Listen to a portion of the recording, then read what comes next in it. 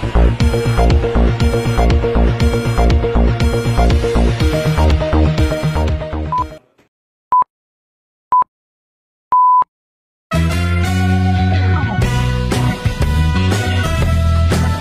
News today live में आपका स्वागत है।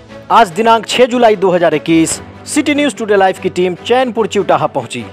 Anti corruption control commission of India के राष्ट्रीय अध्यक्ष रंजीत राज यादव से महंगाई, भ्रष्टाचार और बाढ़ प्रभावित क्षेत्रों पर चर्चा हुई। उन्होंने बताया, जनता को जात पात की लड़ाई नहीं चाहिए, रोटी, कपड़ा, मकान, उच्च शिक्षा और भ्रष्टाचार मुक्त समाज चाहिए।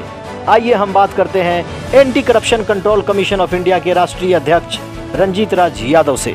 बहुत बहुत धन्यवाद देता हूँ आपके सिटी न्यूज़ टुडे को कि आपने जनता की ज्वलंत मुद्दों को उठाया है और लगातार उठाते रहिए। आपसे गुजारिश भी है और मैं खास करके युवा वर्ग से गुजारिश करता हूँ कि सिटी लाइव टुडे को देखिए।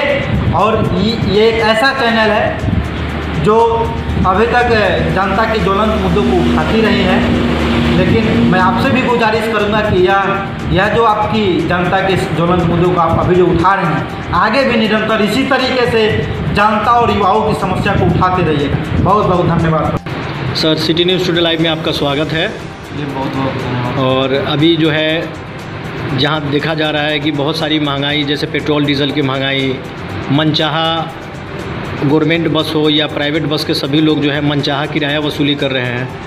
खान पान में भी महंगाई हो गई है सर, जैसे करू तेल की कीमत बहुत ज़्यादा बढ़ गई है। इस विषय में सर आप क्या कहना चाहेंगे और किसको दोषी मानते हैं आप?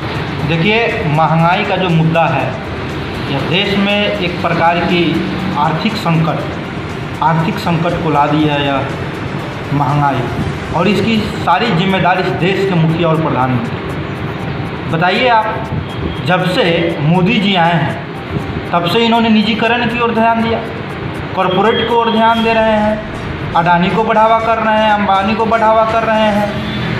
ऐसे तमाम जो प्राइवेट कंपनी है, जो निजी प्राइवेट कंपनी है, उसको इन्होंने बहुत व्यापक तौर पर बढ़ावा देने का काम किया है। देश की सारी सरकारी संस्थाओं को इन्होंने निजी हाथों में बेच दिया, तो महंगाई तो बढ़ेगी ही। अब जब सारी संस्थाएं अपनी मनचाहे तौर पर काम करेगी, डीजल पेट्रोल को स्वतंत्र कर दिया इन्होंने कंपनियों को बढ़ाने के लिए।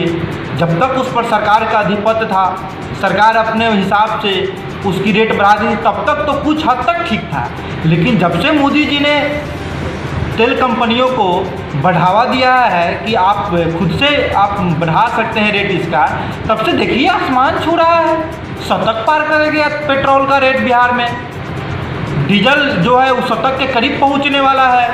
तो कहीं न कहीं इस देश के आम आदमी को सड़क पर लाने की साजिश रची जा रही है। आम आदमी को इतना कमज़ोर करने की ये की जा रही है कि वो फिर से गुलाम हो जाए। इनकी मानसिकता है कि आज़ाद जो भारत है उसको फिर से गुलाम करने की साजिश ये लोग रच रहे हैं, और इसमें ये लोग पूरी तरीके से कामयाब होने जा रहे हैं। लेकिन इस देश में जब मैं आपको एक इतिहास बताता हूँ कि जब इस देश में रावण पैदा हुआ है, तब राम ने भी जन्म लिया है। इनको यहाँ से भगाने के लिए अब कोई ना कोई तो आएगा, और इस देश में आ चुका है। और इस देश के लोग अब पूरी तरीके से समझ गए हैं इनकी मैनिफेस्टो जाति धर्म। इनकी दो मैनिफेस्टो रही है चुनाव लड़ने की, जाति और धर्म में उजलाओ, हिंदू मुस्लिम करो, बैकवर्ड फॉरवर्ड करो, अग्री जाति और निचली जाति करो, ऊंच नीच का भेदभाव पैदा करो, और उसमें इन्होंने अपनी राजनीति की रोटी सेकी और सफल हुए। लेकिन इनकी महंगाई और बेरोजगारी को लेकर के इस देश की जनता समझ चुकी है और जान गई है। इनकी जो असलियत है वह देश की जनता के सामने आ चुकी है। अब ये ज़्यादा दिन तक सरकार में नहीं रह सकते, लेकिन अभी सरकार इनकी पूर्ण बहुमत में है। लेकिन इनको इनकी अकल और इनकी जातिवाद और धर्मवाद का जो राजनीति है, हिंदू मुस्लिम का जो राजनीति करते हैं, इसकी पूरी जवाब 2024 में इस देश की जनता देगी। महंगाई ने इस देश की कमर तोड़ दी है, इस देशवासियों की कमर तोड़ दी।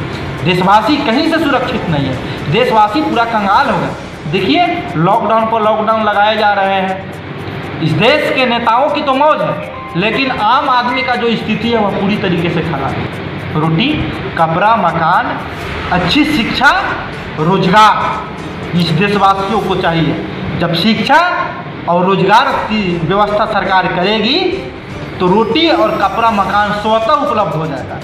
लेकिन इस देश की सरकार ने और राज्य की सरकार ने, निरंकुश सरकार ने, दमनकारी सरकार ने, भ्रष्टाचारी सरकार ने इस देश की अर्थव्यवस्था को चौपट किया, इस देश की रोजगार को ख़त्म किया, इस देश की अच्छी शिक्षा नीति को ख़त्म करके इस देशवासियों को, नौजवानों को, युवाओं को, भविष्य को बर्बाद किया इस सरकार ने। क्या आपको लगता है कि 98 साहेबगंज विधानसभा जो है भ्रष्टाचार मुक्त होगा? भ्रष्टाचार के मुद्दे को लेकर जब हम यहाँ उतरे तो देखे कि बहुत सारी समस्याएं जनता के बीच में। केंद्र का रुपया जो जन कल्याणकारी योजनाएं आती थी वो 1 रुपये अगर आती थी तो जनता तक 5 पैसे भी पहुंचना बहुत मुश्किल था। 95 पैसे ऊपर के बिचौलिए खा जाते थे। लेकिन इन सारी समस्याओं को अवलोकन करने के बाद बहुत सारी समस्याएं, राशन की समस्या हो, भी भ्रष्टाचार का बहुत बड़ा मुद्दा था। लोग गबन कर लेते थे नेताओं के मिलीभगत से, भ्रष्ट अधिकारियों के मिलीभगत से।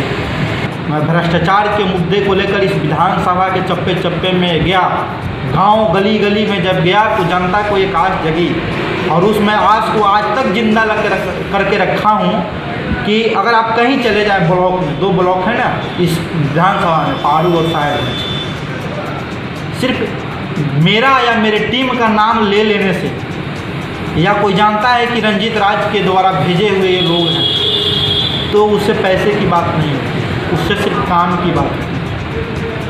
मैं ये चाहता हूँ कि जनता मेरा नाम न ले, जनता जाए और कहे कि ये मेरा काम है, होना चाहिए और उसका विदाउट रेफरेंस काम होना चाहिए। मेरा ये मानना है और चाहत भी है और मैं इसको करके दिखाऊंगा। आज जो भ्रष्टाचार है सर, इसकी जिम्मेदारी है। सर इसमें 1 सेकंड मैं और रुकना चाहूँगा। पहले मैं बता दूं आपको भ्रष्टाचार के मुद्दे के बाद। जी बिल्कुल। ये कम करने की जिम्मेदारी किसकी है? यहाँ के जनप्रतिनिधि की है। जनता की समस्या का समाधान कौन करेगा? यहाँ का जनप्रतिनिधि करेगा ना, चाहे वो पंचायत स्तर का हो या वो इस विधानसभा के स्तर का हो। और मैं पिछले लगातार 7-8 वर्षों से भ्रष्टाचार के ऊपर काम कर रहा हूँ, चाहे वो राशन का मामला हो या कहीं दलाली का मामला हो या कहीं शौचालय का मामला हो गया हो, उसमें गबन का मामला हो, उसमें दलाली का मामला हो, आवास योजना में दलाली का मामला हो या थाने पर FIR का मामला हो, झूठे मुकदमे भी आजकल हो रहे हैं, उस पर भी अंकुश लगाने का काम रंजीत राज किया है। तो कहीं ना कहीं अधिकारियों में खौफ का माहौल अगर पैदा कोई किया है तो वह रंजीत राज जानता है मुझे अच्छी तरीके से कि सब बिक सकता है, सबको खरीद सकता है, वो MP MLA को खरीद सकता है, लेकिन रंजीत राज को नहीं खरीद सकता है। रंजीत राज बिकने वाला नहीं है, बिकाऊ नहीं है। मैं बना ही हूँ आम आदमी की सेवा करने के लिए। मैं जन्म ही लिया हूँ इन लोगों का विरोध करने के लिए। 98 विधानसभा में बाढ़ प्रभावित क्षेत्र के लिए दोषी कौन है? वहाँ लोगों को खाने पीने की बहुत देखिए, मैं आपको बता देता हूँ।